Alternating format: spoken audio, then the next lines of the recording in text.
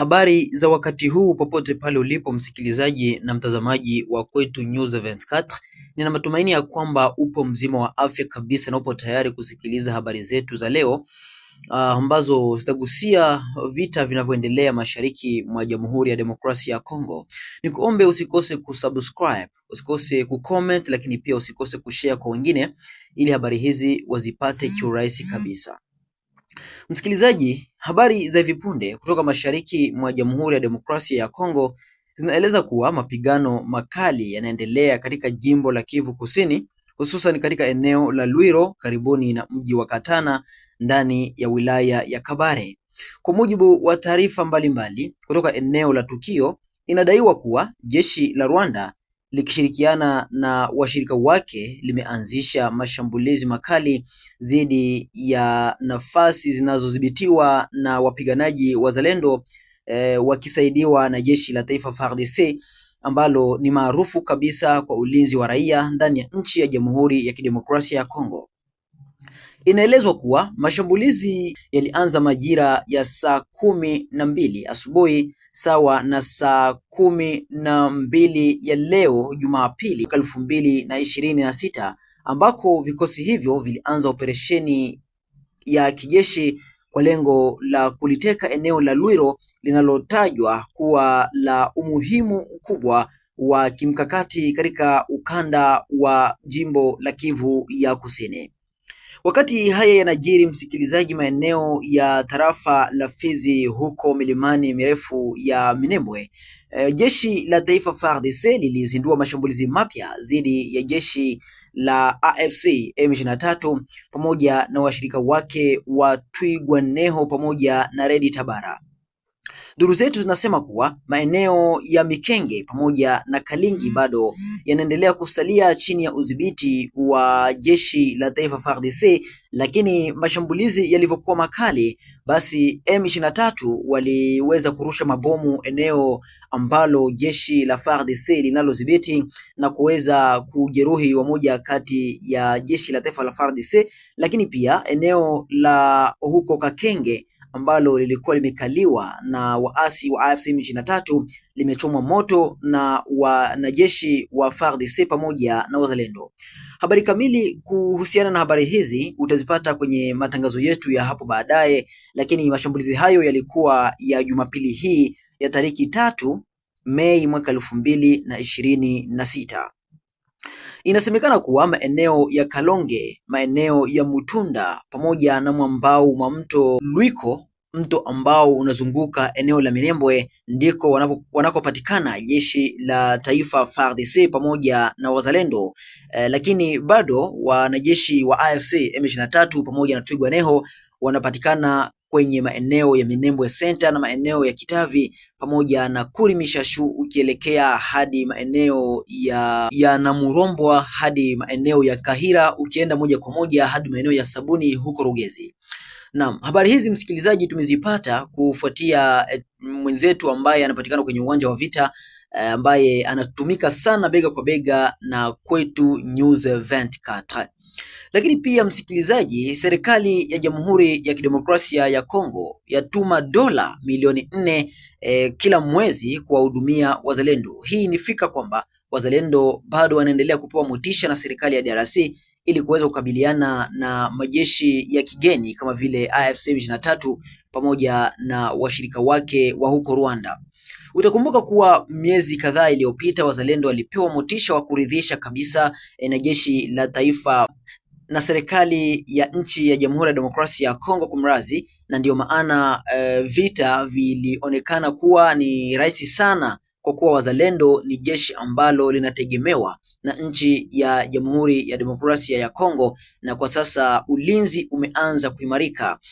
maeneo ya mashariki mwa Jamhuri ya Demokrasia ya Kongo. Serikali ya Kongo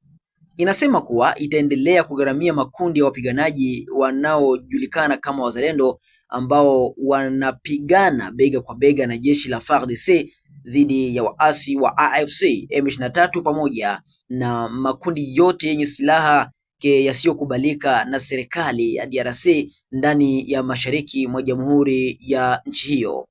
Kwa mujibu wa waziri wa fedha Dudu Fwamba, alinukuliwa katika ripoti ya kamati ya ulinzi na usalama ya bunge la taifa iliyochunguzwa tariki 29 April. Wazalendo wanachukuliwa kama wazalendo wa kitaifa wanaohitaji kupatiwa vifaa na misaada ili kulinda ardhi ya Kongo, hususan kuwapatia motisha wa kifedha pamoja na vifaa vingine vya kijeshi ili kuweza kukabiliana na majeshi ya kigeni, tukitaja nchi ya Rwanda ambayo imekuwa ni gumzo sana mashariki mwa Jamhuri ya Demokrasia ya Kongo. Wakati haya yakiendelea hivyo, msikilizaji, tunaendelea kupata habari nyingi kabisa zinazohusu matukio ya kivita mashariki mwa Jamhuri ya Demokrasia ya Kongo. Taarifa kutoka kwenye uwanja wa vita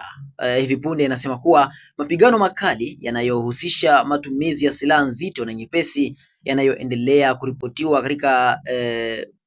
kati ya waasi wa kundi la AFC M23 na wanaojulikana pia kama nchi ya Rwanda pamoja na miungano ya AFC, yaani Alliance Fleuve Congo, dhidi ya makundi ya kujilinda ya wenyeji maarufu kama wazalendo. Kumeripotiwa na mashambulizi makali kati ya wazalendo pamoja na makundi hayo tajwa, ambayo yanaendelea kuzua wasiwasi miongoni mwa raia na kujiuliza kama hali hii itaondoka wakati gani mashariki mwa Kongo. Kwa mujibu wa taarifa kutoka eneo la tukio, makundi hayo ya wazalendo yanayofanya operesheni zao kwa kushirikiana na msaada wa kijeshi wa taifa FARDC. Ushirikiano huu unalenga kuzuia kusonga mbele kwa waasi hao na kurejesha udhibiti wa maeneo muhimu. Mapigano hayo yanafanyika hususan katika kijiji cha Kajeje ambako kinachukuliwa kuwa eneo la kimkakati ndani ya groupmenti ya Mudaka. Eneo hili liko kaskazini mwa mji wa Bukavu katika jimbo la Kivu ya Kusini au Sud Kivu,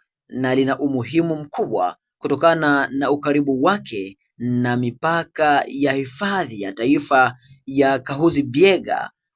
ambayo ni hifadhi ya wanyama, umbali wa chini ya kilomita 5 tu na mji wa huko Goma. Upande mwingine, eneo la huko Uvira, tukizungumzia huko Bijombo, hali haiko sawa kabisa, ambako vijana wanaendelea kupelekwa porini pamoja na watu wengine ambao wanajaribu kuvuka eneo la Bijombo kuelekea Magunda na wengine kutoka Magunda kuelekea Bijombo, ambako hivi punde siku ya Jumamosi kuna vijana watatu ambao walichukuliwa kabisa na kupelekwa porini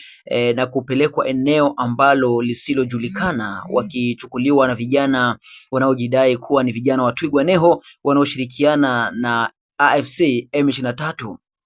Vijana maeneo hayo wanaanza kuishi kwa wasiwasi mkubwa na kusema kwamba serikali pengine ifanye jitihada zote ili kuweza kurejesha usalama maeneo hayo, kwa kuwa hawaonekani bayana kabisa wale waasi wa AFC M23 pamoja na washirika wake wa Twirwaneho, lakini wanajipenyeza na